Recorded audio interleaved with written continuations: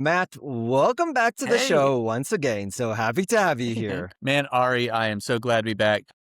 One of the things that struck me as incredibly Yeah. interesting is this idea of the industrial revolutions, and there's been quite a few of them so far. Where did this start? Right? These are called K waves, okay? And K waves are named after the Russian economist, I believe Nikolai Kondratiev. And they are essentially like long wave economic cycles, sometimes around 40 to 60 years.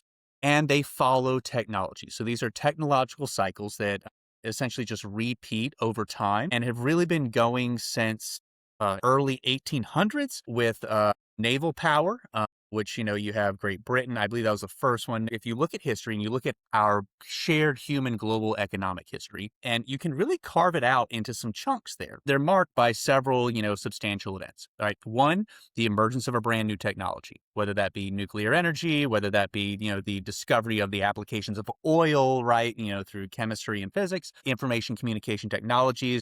Society has had to change, right, in order to acclimate those technological advances. That's just, we're human, that's how it works, right? So you see, and they're also technically dominated by usually by one hegemonic power. Say like, with the Industrial Revolution and steam, it was Great Britain. We're coming out of ICT, which, there was the American hegemon. And what that hegemon does is it's really the king of the hill, right, as far as the technological advancement of the human race. And so, the owner or discoverer, the proliferator of that technology essentially sets the norms industrially, commercially, socially, which is really, and we're coming out of one of those waves, the ICT wave, and we're starting on the AI wave. Basically, we're setting up this narrative to say that where we are right now, it's happened before. It's happened Hmm. before many times, right? When Henry Ford came and invented the moving line, Hmm. that was Hmm. an industrial revolution. When we kind of figured out how to use coal, and more specifically, where we figured out how to use engines, that was a revolution. Now, in each Yes, of these phases, each of these changes, it had massive impact on mankind. absolutely. And at each of these stages, there was incredible concern and risk associated. We might not think about this today, but when the trains came along, there were massive demonstrations against the trains. It wasn't necessarily something everybody wanted. So there's lessons to be learned from this Absolutely. historical record.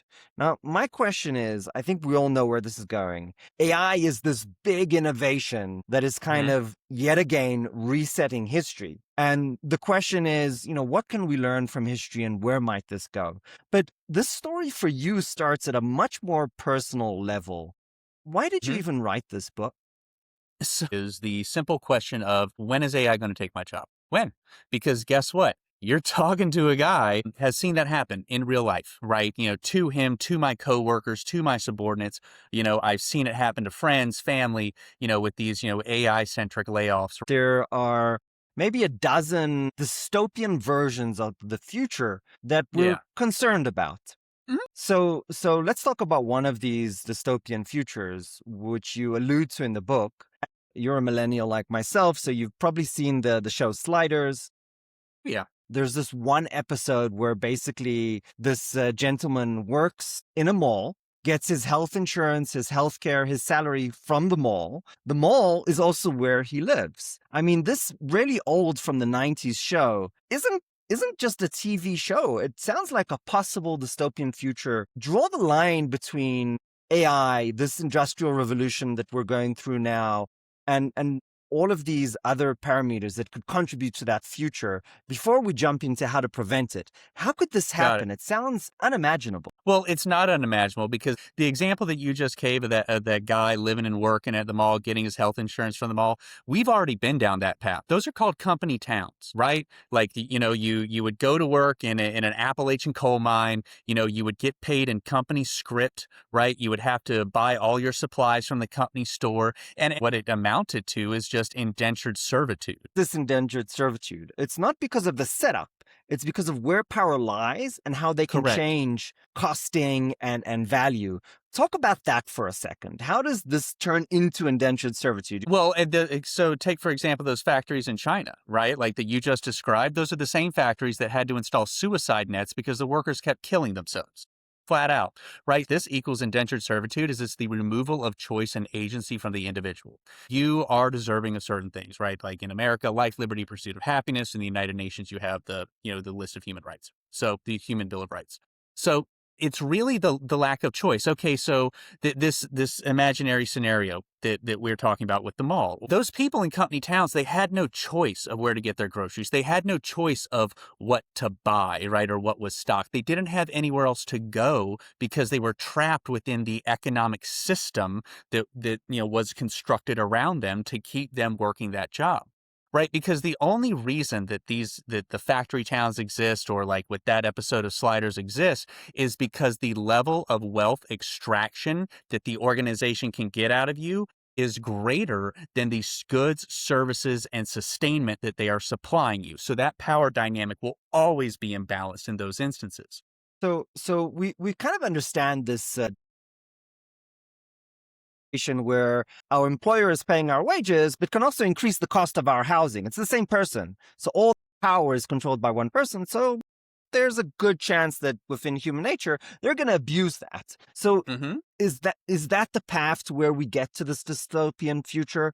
We get there by going on the same path that we're going on. Right, by the continuous wealth extraction, by the obscene wealth inequality that's, I believe, one of the greatest points in human history. So how do we change it? We change it by understanding how artificial intelligence affects the systems of our society, and also understanding how those systems are, because that's something that humanity really never did, was actually sit back and think about how did we really get this and how do we reorganize it. Let me case in point. Okay. So the way we do time, okay, the daylight savings time, all this other stuff, man, that's for World War One munitions manufacturing, right? Our 8 hours a day, 5 days a week, that's for a Henry Ford assembly line. We're not stamping dies anymore, right? Like we're not sitting there pulling levers and pushing buttons like the good old days. And you do 40 years in a factory, get your gold watch, and claim victory in life. Like that's not happening anymore. Why? Because the way artificial intelligence affects the systems of our society. One of these really concerning pathways is just this consolidation of power, right? We as individuals and we as a society, we have agency. The simple thing of, hey, not going down this path is to sit down as a society and discuss this. In our society, because of this extreme like end stage capitalism, we're just in this consume mode to where we've completely denigrated our global society, right? Like, I mean, we have Earth Overshoot Day now, where we consume more resources than our planet can regenerate. We've got climate change. I mean, we're literally destroying ourselves, and we're throwing away our grandchildren and children's future, right? For what? For what? Hey, hi, it's not a mystery, it's a mirror. Okay? If you point artificial intelligence at our best impulses, the charitable giving, the taking care of others, the service to the greater good and the general welfare of our society, then that's exactly what we're going to get, because we're going to proliferate those governance practices and principles. But if you point it at the extraction, if you point it at the mass surveillance that we're currently walking down now, if you point it at all of that, then all of that energy and all of that productivity, it's going to go to those activities. And then that's what will proliferate throughout our society. So, how do we avoid it? Honestly, look in a mirror. And that mirror is how you, as a citizen of this world, decide to meet the day. Okay, it's in the kindness that you display. It is in the conduct, because your conduct is your character. And we as a society have to understand that, again, AI is a mirror. And wherever we point that mirror is what we will get. We pointed it at greed is good. We pointed it at deregulation. We pointed it at all of these essentially negative things, because quite frankly, the political leadership of the United States of America over the past 40 years hasn't been able to see more than 6 inches in front of their face. And we're going to use artificial intelligence for the betterment of all of humanity. Because other than that, I mean, we are shirking our duty to ourselves, to our children, our grandchildren ad infinitum. In order for all kinds of people to be successful with AI, because if I think about just one person controlling AI, then that could be incredibly bad. But if I think about all these good things happening with AI, meaning new drugs coming out that cure all kinds of illnesses, economic value created across the board. The only way that I can think to get it there is to make sure that AI doesn't fall into one person's control. Because Correct. otherwise, it should be of the people and for the people. So 100%. to me, the first thing is that AI should kind of be almost like a utility. It's almost like water in your taps, but more as a service utility that's actually regulated. Yeah. All right. So as far as the utility, as far as a public good, I completely agree with you, right? Because guess what? Our public data was used to train those models flat out. So I don't understand in what world is the data of our society, like my information, your information, social media, all of our academic institutions utilize to train a private sector asset, and then the private sector then turns around and charges me money to use the thing that it built off of my own data. Yeah, okay, get out of here with that. So yeah, and it should be a public utility, flat out. And that is actually what you've described and illuminated is one of the foundational principles of sovereign AI, right? Like, hey, each country wants its AI. Because look, what you've just talked about, this can benefit everybody and everyone can use this to discover and improve their lives is absolutely legitimate. And that's why we need publicly owned artificial intelligence instances. The closest that we have, and as far as I know right now, is you have a couple sovereign models being developed, right? But they're not state of the art. Let's say AI is now a public service, right? Sure, they take their margin just like the electric company takes their margin. But then you started to talk about a different problem. You're saying, well, AI is also sucking up all this or creating all this productivity, sucking it away from the employees. So now all that revenue is going upwards to the shareholders. So that creates a system that's no longer sustainable for the general public. Yeah. What do you think would be pro-capitalism version of a solution that could facilitate a fair and equitable version for AI to the masses? That question starts from the premise that, that capitalism is going to continue to exist in its current form, in which I don't think that's going to happen. Right. So in my estimation and in my professional and personal opinion, if capitalism is to survive in any form at all, it needs to be entirely reworked. Right. Because you're absolutely correct about the current organization of the federal government does not do a good job of responding to the needs of its citizenry. That is 100% correct. And the reason is because we're trying to govern a 21st century technology off of 20th century federal institutions that were never meant to cross state lines. The implementation of artificial intelligence throughout our society will cause our society to change fundamentally in ways commensurate with agriculture and husbandry, fire, the wheel, the nuclear age, right? Like think about what happened, with nuclear power. We had to have the, Bretton Woods Agreement, United Nations, like all this level of coordination. And then you have the emergence of the current capitalist system at that time. Right? Like the system as it functions now did not function like this in the 1970s, 60s, 50s, 40s. It's gradually evolved and it needs to continue to evolve. It's a re-architecture of the entire system. It's a rethinking of what success means. It's a rethinking of what is capitalism. And that's what my book is about. One of the main blockers to that, we lack a national narrative. We lack a national narrative of what artificial intelligence is for. So how are we as a society going to even discuss how to begin to deploy AI in a more capitalistic, a more socialistic, a more whatever, Democrat, liberal, whatever, when we can't even agree on what the destination is, right? To some, AI is this, oh my God, existential threat. We're going to destroy humanity and the world. Right? That's one narrative. To others, it's a system of economic destruction that, the oligarchs will suck up all the money and leave us all destitute. That's another. Okay. And then you have this, oh, this is going to be so beautiful. Everyone's going to have, like bespoke medication and 3D printed robot AI limbs and stuff like that. Right? That's another, but they're all competing. There is no single narrative. And until the state, local, federal governments finally align within our society, there won't be. So I think you're hitting on a really important point. We are talking about a technology that is going to change the underlying fundamentals of how capitalism works. And within this possible future, we can see a couple ways in which capitalism can fail us, right? And that's what economists call market failures. Now, these market failures could be extreme and catastrophic. Human beings being, relatively simplistic creatures, if something is not good, then we think about the opposite of that. That must be good. Now, the opposite of capitalism is socialism. But we've never seen any entirely socialistic countries be successful. And when I say entirely, I mean to the level of communism. That has never worked in no country from Russia to Venezuela, never ever. So Yeah, what we need correct. to do is figure out one of two things: how to revamp our capitalistic society so it continues to work. And that's Correct. what a Republican would say, I would argue. Or That's why I developed the labor formulas for exactly that purpose. Or alternatively, what a Democrat would say is, well, if the capitalistic equations are not working, then we need to lean more towards the socialistic equations. I can tell you just one thing. Any extreme of either of those solutions doesn't work.